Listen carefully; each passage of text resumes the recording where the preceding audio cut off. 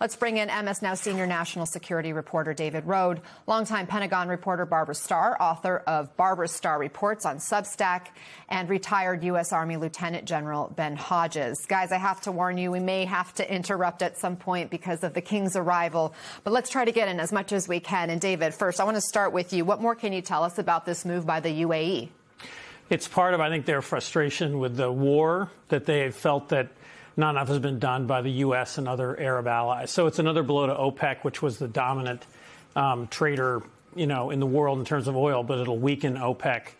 And it's a sign, I think, of the stakes, again, of resolving this conflict as soon as possible with Iran. And we see the oil prices continue to go up this morning already. David, what else can you tell us about what we're hearing was a meeting with the president, his national security team, over this proposal that Iran has offered? So just a few minutes ago, the president posted on Truth Social. Again, it wasn't anything startling, but he basically said Iran is again begging for us for a deal. He said that Iran is on the verge of collapse. Apparently, he's talking about economically. But I've talked to analysts about this, and they feel there's a danger that the administration is relying too much on a belief that Iran is collapsing economically and how much pain they can endure. There was a number that the president cited over the weekend that the Iranian oil system, if they, don't start exporting oil, will sort of collapse and even be damaged within 3 days. That's not accurate, according to oil experts. Barbara, with President Trump reportedly not happy with Iran's latest offer, no direct in-person meetings planned, how do you view the state of talks right now? Well, it seems like they're going nowhere unless somebody decides to get off dead center here. The president very ambivalent, publicly at least, about Iran's latest offer. Iran still wanting to set aside for the future any discussion of its nuclear program. And remember, that presumably was the reason that President Trump started the war. He said he did not want Iran to ever have a nuclear weapon. And all of the military campaign so far has not gone very far towards preventing that. It's been a conventional bombing campaign to take out infrastructure and leadership. So right now it seems difficult to see how you get all of this moving again. Barbara, I want to play what Secretary of State Marco Rubio said yesterday when asked about Iran's proposal to open the Strait of Hormuz but postpone the talks on its nuclear program. Listen. If what they mean by opening the straits is, yes, the straits are opened as long as you coordinate with Iran, get our permission, or we'll blow you up, and you pay us, that's not opening the straits. Those are international waterways. They cannot normalize, nor can we tolerate them trying to normalize a system in which the Iranians decide who gets to use an international waterway and how much you have to pay them to use it. Here's the thing. Now that Iran has discovered this tactic, how does the U.S. now contend with this newfound leverage Iran has? Can't they always have it as an option to close the strait, Barbara? Well, it appears so, and it appears that they feel quite emboldened by the war that President Trump began. And remember, the U.S. Navy now essentially says it's conducting a global blockade.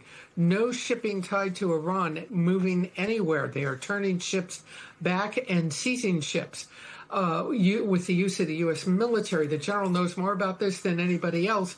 But if you're going to devote military assets to that, that's a long-term proposition, very labor-intensive, very expensive, and perhaps far from foolproof. In general, The Atlantic has some reporting today on the vice president's concerns about what we're hearing from the Pentagon.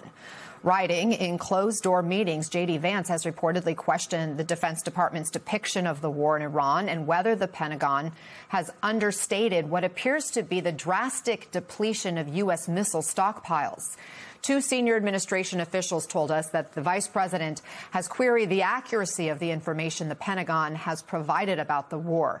He has also expressed his concerns about the availability of certain missile systems in discussions with President Trump. Several people familiar with the situation told us. That's according to The Atlantic. General, how does this disconnect happen? Well, I think that the credibility of the Secretary of Defense has been in question for quite some time. The lack of transparency there and the Rambo sort of speaking style that is focused on lethality all the time versus the strategic effects that our Department of Defense needs to be achieving.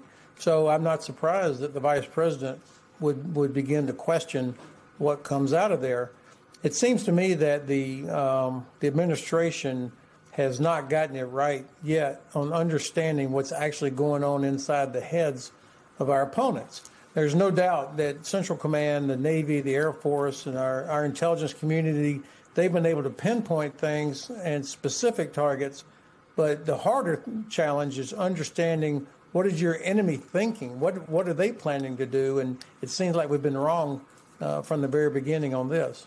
And we see the receiving line there at the White House. That includes the Secretary of Defense, as members of the British royal delegation are arriving. Still haven't laid eyes on the King or the Queen.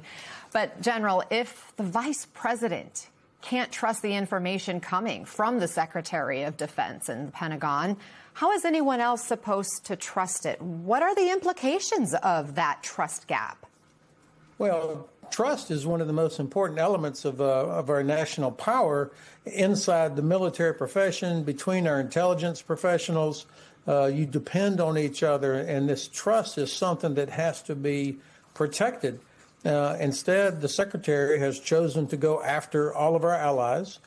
He has undermined the chain of command, firing senior officers without any explanation or cause. And these are the kind of things that erode trust, because people begin to assume that, if your loyalty is not to him or directly to the president versus the Constitution, then there's a corrosive effect on how we deal with each other. And I think if the vice president is concerned about the trust, or if he cannot trust the Secretary of Defense, then I think they need to take a real hard look at who is the Secretary of Defense and what's going on there.